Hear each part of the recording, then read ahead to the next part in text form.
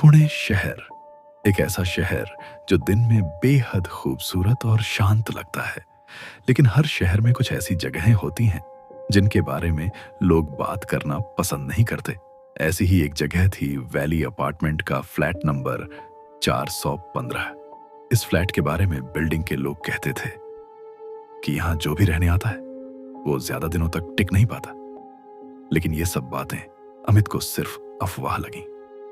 अमित नई नौकरी के लिए पुणे आया था और उसे सस्ता घर चाहिए था। रियल एस्टेट एजेंट ने उसे एक फ्लैट दिखाया, फ्लैट नंबर 415। घर बड़ा था, किराया भी बहुत कम। अमित ने पूछा, इतना अच्छा फ्लैट इतना सस्ता क्यों है? एजेंट थोड़ी देर चुप रहा, फिर बोला, बस लोग कहते हैं यहां अजीब घटनाएं होती हैं। अमित हंस पड़ा। भूत वूत कुछ नहीं होता। और उसी दिन उसने फ्लैट ले लिया। पहली रात सब सामान्य था, लेकिन ठीक रात 2:15 बजे अमित की नींद खुल गई। उसे ऐसा लगा जैसे किसी के चलने की आवाज आ रही हो, टक टक टक, जैसे कोई हॉल में धीरे धीरे घूम रहा हो।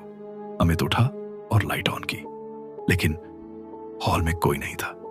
उसने सोचा शायद ऊपर वाले फ्लैट की आवाज होगी और फिर सो गया। अगली रात कुछ और अजीब हुआ। रात के करीब 2:15 बजे फिर वही आवाज, लेकिन इस बार आवाज किचन से आ रही थी, जैसे कोई बर्तन हिला रहा हो। अमित धीरे धीरे किचन की तरफ बढ़ा। जैसे ही उसने लाइट ऑन की, सारे बर्तन फर्श पर गिर गए, लेकिन वहां कोई नहीं था। अब अमित थोड़ा डर गया था। पड़ोसी की चेतावनी अगले दिन अमित ने अपने पड़ोसी से पूछा। पड़ोसी का चेहरा अचानक गंभीर हो गया। वो बोला, तुम्हें ये फ्लैट नहीं लेना चाहिए था? अमित ने पूछा, क्यों?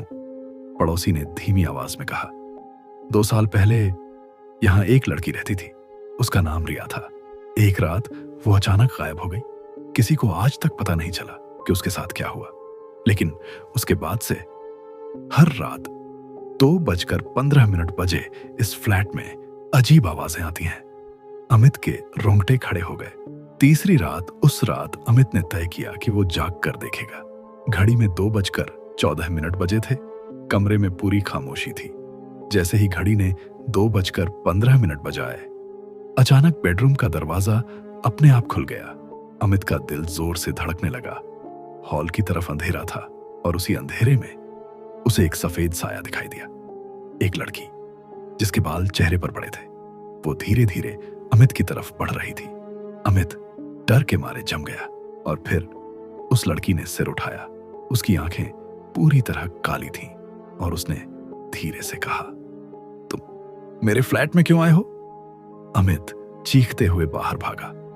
अगली सुबह जब बिल्डिंग के लोग फ्लैट में गए तो फ्लैट नंबर 415 खाली था। अमित का सारा सामान वहीं था, लेकिन अमित गायब था, जैसे वो कभी वहां था ही नहीं।